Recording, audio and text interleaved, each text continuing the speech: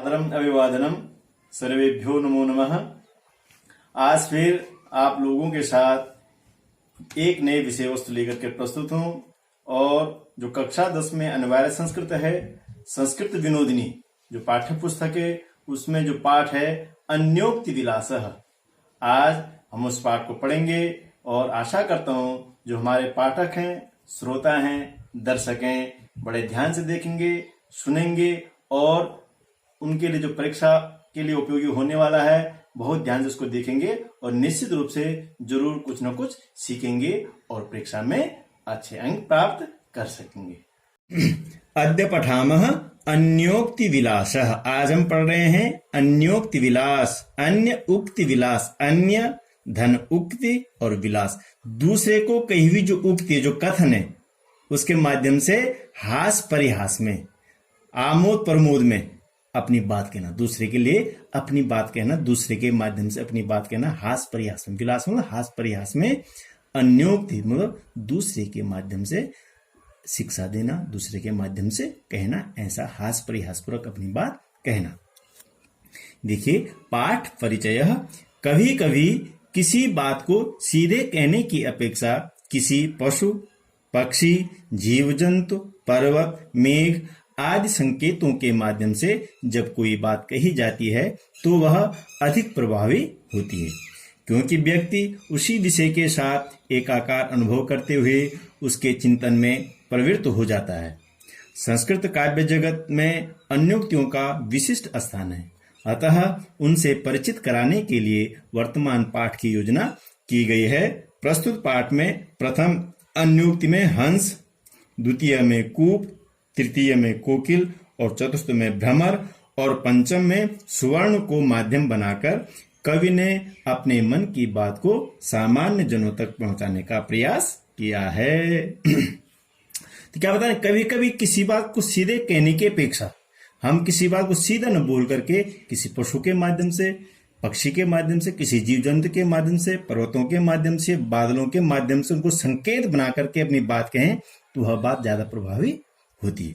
क्योंकि क्या होता है, उस विषय के साथ एकाकार अनुभव करते हैं। हमको लगता है कि हम ही बादल हैं, हम ही वो जीव जंतु हैं, हम ही वो प्राणी, हम ही पर्वत हैं। तो एकाकार करते हुए उस चिंतन में आदमी प्रवृत्त हो जाता है। और जो संस्कृत काव्य है इसमें अन्योक्तियों का बहुत महत्वपूर्ण स्थान है। बहुत सी अन्योक्तियां हमको पढ़ने को मिलती हैं, देखने को मिलती हैं। तो उन्हीं अन्योक्तियों से परिचय कराने के लिए इस पाठ को इस पाठ्यक्रम में सम्मिलित किया गया है। और इसमें जो प्रथम श्लोक है वो हंस के माध्यम से शिक्षा दे रहे हैं।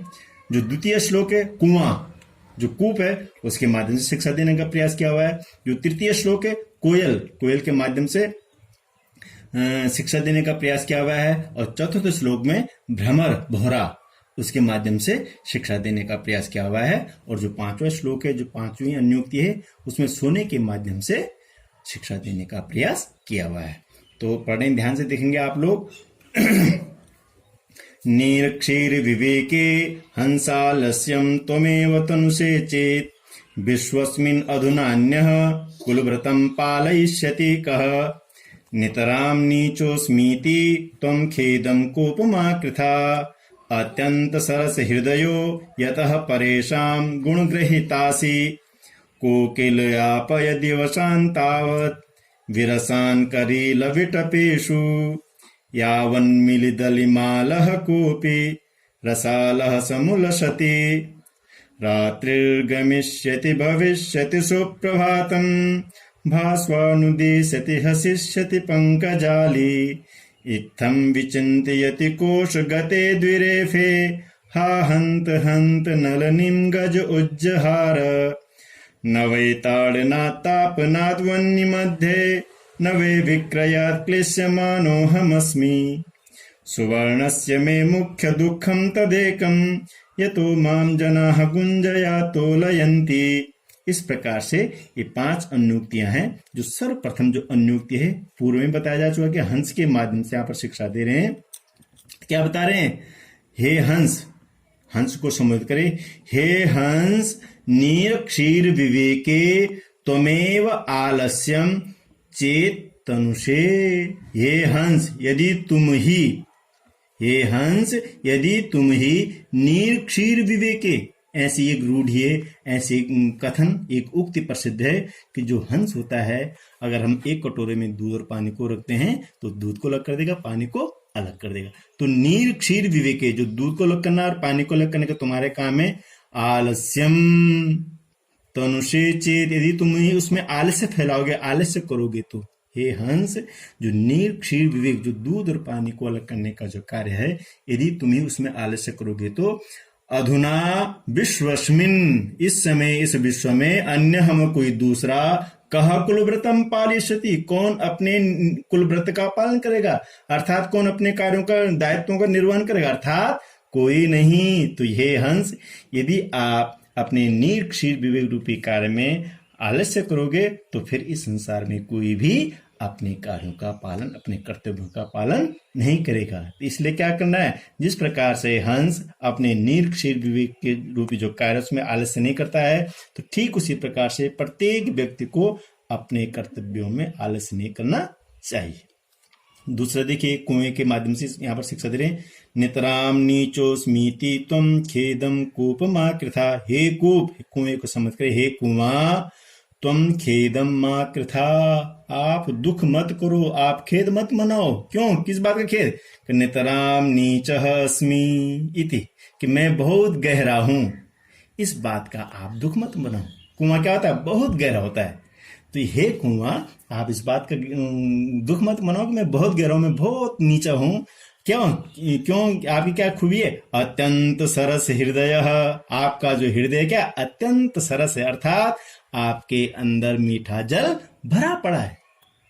आप गहरे तो हैं, आप बहुत नीचे तो हैं, लेकिन आपके अंदर क्या है, बहुत मीठा जल भरा हुआ, आपका हृदय अत्यंत सरस है। यतः परेशान गुण ग्रहितासी, और आपके जो गुण है, आपका जो सरस हृदय है, उस सरस हृदय से लोग क्या करते हैं, रस्सी के सहारे से पानी को बाहर निकालते हैं। गुण ग्रहितासी, गुण रस्सी को बोलते हैं। तुम क्या हो, दूसरे रस्सी के माध्यम से क्या गुणों को ग्रहण करने वाले हो, अर्थात तुम दूसरों के ग्रहण करने वाले हो। इसलिए आपका हृदय क्या अत्यंत सरस हृदय है आप, और दूसरे के गुणों को ग्रहण करने वाले हो। इसलिए हे कुआं, तुम क्या ऐसा सोच करके मैं बहुत गहरा हूं, बहुत नीचे हूं, यह सोच करके आपको दुख करने की आवश्यकता नहीं है। इसी प्रकार से प्रत्येक प्राणी को ये सोचना चाहिए, कोई भी प्राणी क्या है, गुणहीन नहीं है, उसमें किसी न किसी प्रकार का गुण है। हमको उस गुण की तरफ ध्यान देना चाहिए और संसार में आगे बढ़ते रहना चाहिए। देखिए अगला, ये कोयल के लिए कह रहे हैं।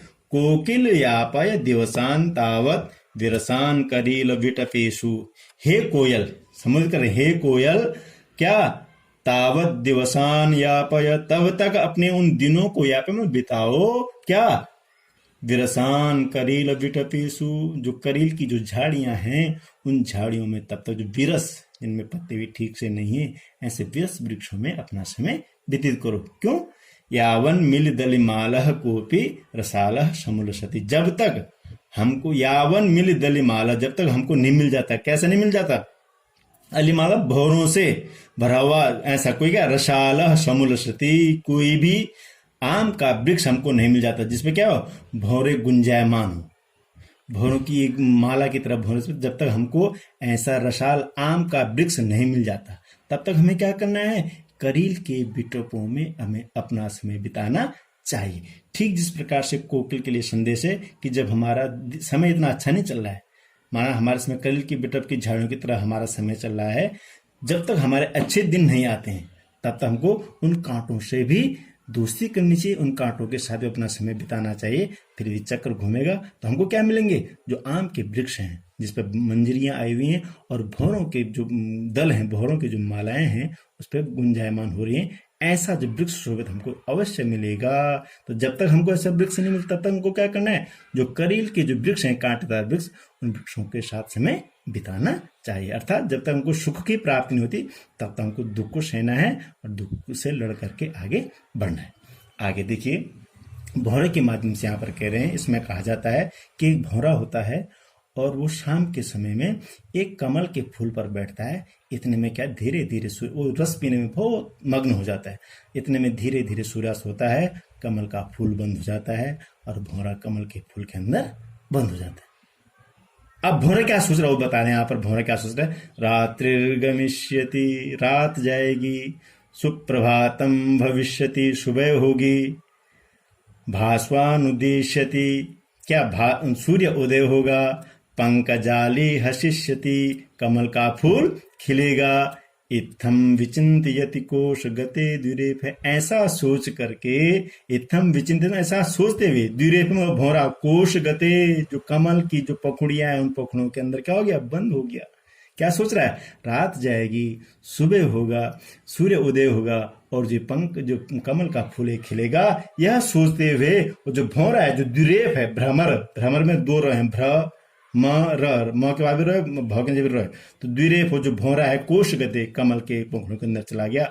हा हंत हंत नलनिम गज उज्जहारा, बड़े शोक की बात है कि जैसे वो सब सोच ही रहा था, इतने में क्या हुआ कि गज नलनीम उज्जहारा, जो हाथी था, हाथी ने उस कमल को उखाड़ दिया।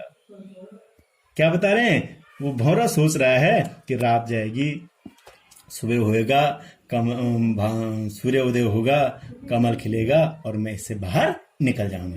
लेकिन इतने में एक हाथी आता है, उस कमल को उखाड़ कर फेंकता है। तो कभी कभी ऐसा होता है कि हम कुछ और सोच रहे होते हैं और हमारे साथ कुछ और हो जाता है, तो उसको भी हमको सहना है, उसको भी हमको लड़ना है। भौरे के माध्यम से इस प्रकार से कह रहे हैं।